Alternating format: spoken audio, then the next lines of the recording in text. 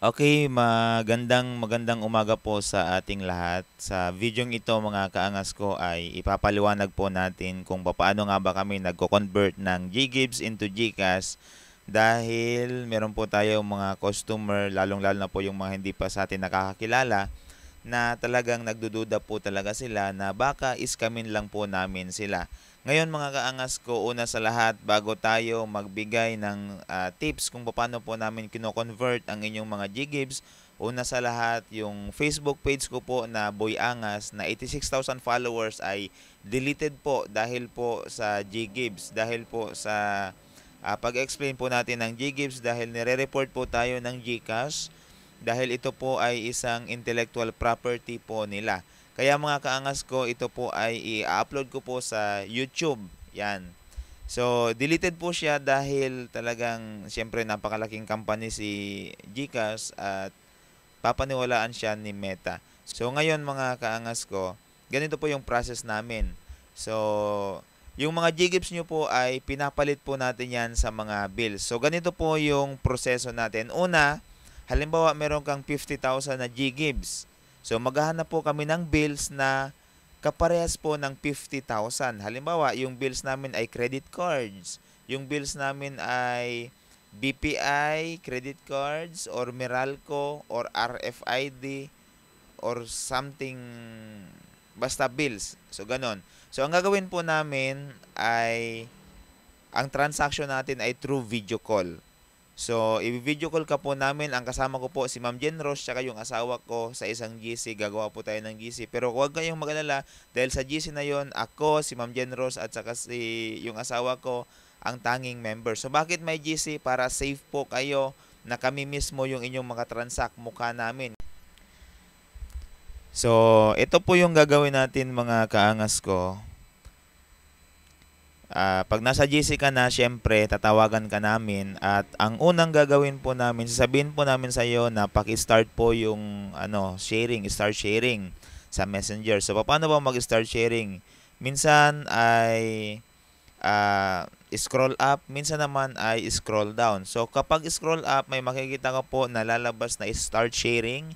Pindutin nyo po yon, yung start now, then minimize call. So, ganun lang po siya. Then, pupunta ka na po sa GCash.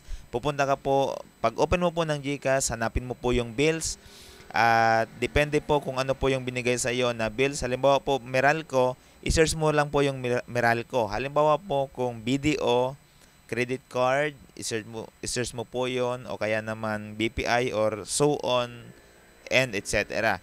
So ngayon kapag nandun ka na, syempre i-input mo po yung lahat po ng information na hingin po sa'yo ni Meralco. Halimbawa po, yung account number. So bibigyan ka po namin ng account number, ikakopy mo po yun, tapos paste. So copy-paste lang po tayo mga kaangas ko kasi hindi po pwedeng magkamali, baka hindi po tayo mabayaran ng customer. Ngayon, bakit kailangan po ng screen record? Bakit kailangan po ng video call? Una sa lahat po, kailangan po natin na screen record po yung transaction po natin dahil yun po yung magiging resibo po natin sa may-ari po ng bill, yun po yung i-send namin sa kanya para tayo po ay mabayaran. Ngayon, baka tanungin nyo na, baka hindi tayo bayaran? Hindi po, imposible po yan kasi customer na po namin yun dati. Talagang matagal na po yun sa loob po ng 4 years. 2019 pa po kasing trader si Ma'am Jen.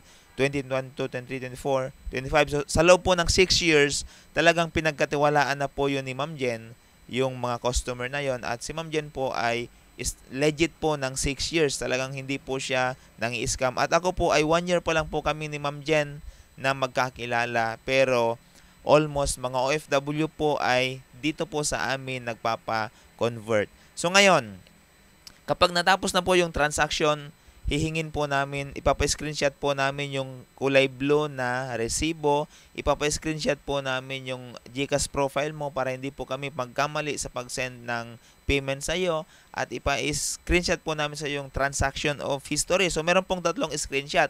Yan po ay i-send mo sa GC. So matapos mo pong ma-send sa GC, ipo-forward po namin yung video at saka yung mga screenshot mo doon sa customer, and after ma-review ng customer, babayaran ka na po. So ganyan po kadali. Medyo matagal po yung proseso sa isip mo, pero 2 minutes process lang po yan kapag nasundan po natin yung instruction natin, at kapag sundin lang po natin yung instruction namin doon sa video call.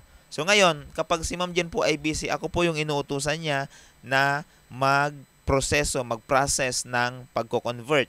Pero sa totoo lang, si Ma'am Jen lang po talaga yung nagko-convert niyan. Ngayon, kapag busy siya, uutusan niya ako na, Sir Jim, pwede mong paki-process, paki-assist po si Madam, paki-assist si Sir. So kailangan po natin ng video recording. So ganun lang po, at kung meron pa po kayong mga katanungan, magtanong lang po kayo, libre lang po magtanong. At sa muli, gusto ko pong i-remind na meron po tayong Facebook page dati na 86,000 follower, pero deleted po yun dahil ni-report po tayo ni GCash dahil nga po sa pag-explain natin nito, dahil ito po ay intellectual property po ni GCash. So ito po ay credited po natin ito kay GCash syempre.